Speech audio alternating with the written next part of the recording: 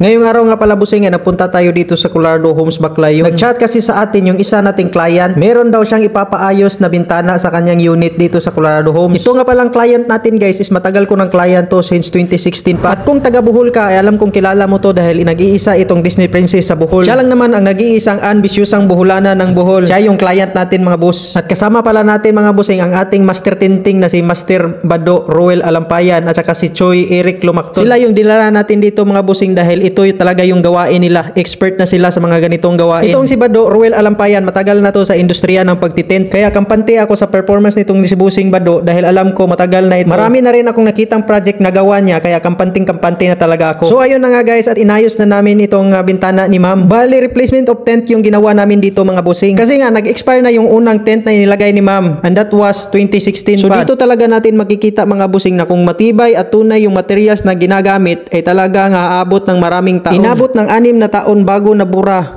or nag-expire itong unang tent na inilagay ni ma'am. So bali dalawa pala itong bintana na tatrabahuin namin mga busing. Isang malaking bintana sa itaas at isang maliit sa ibaba. At syempre inuna na namin itong maliit dito sa ibaba kasi maliit mas madali gawin. At dahil nga po hindi ko po linya ito at hindi talaga ako expert dito kaya hanggang tingin na lang ako. Ako na lang yung taga-utos o taga-mandar kumbaga sa Bisaya pa. Hindi na ako nagpahiro-hiro at baka makadamage pa ako. Maagay ko tsutaan ni. So ayun na nga mga busing at inabot ng 30 minutes yung paggawa niya dito at pagsaayos ng tent. Iba talaga pag sanay ka na sa trabaho mo, madali na lang talaga. Biruin mo, 30 minutes lang yung maliit na bintana. Di lang mabilis yung pagkagawa, pulido pa. Iba ka talaga, bossing. So pagkatapos namin dito sa ibaba, dito sa maliit na bintana, agad na namin sinimulan yung malaki sa itaas. At sinimulan na din namin baklasin itong mga tent na to.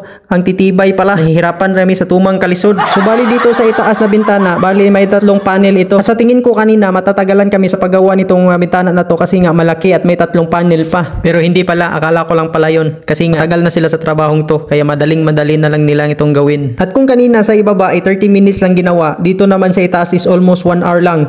Ganyan sila kabilis gumawa. Talagang masasabi natin na very good talaga. Best performance talaga. At hindi lang pala pagtitin sa mga window glass ang ginagawa ni Busing Bado. Nagtitint din siya sa mga sasakyan. Kahit anong sasakyan, kaya niyang itint lahat yan. Nagre-replace din siya ng mga windshield sa mga sasakyan. Kaya kung may ipapagawa kayo, dito na kayo. So ayun na nga guys at natapos na din namin yung pagtitint sa mga bintana na to. Isang malaking bintana sa itaas at isang maliit na bintana sa ibaba. So bali inabot kami ng halos 2 oras sa pag-aayos ng mga bintana na to. So kung gusto nyo mag-replace or magpatent ulit sa mga window glass ninyo sa inyong mga bahay, pwede nyo kaming kontakin.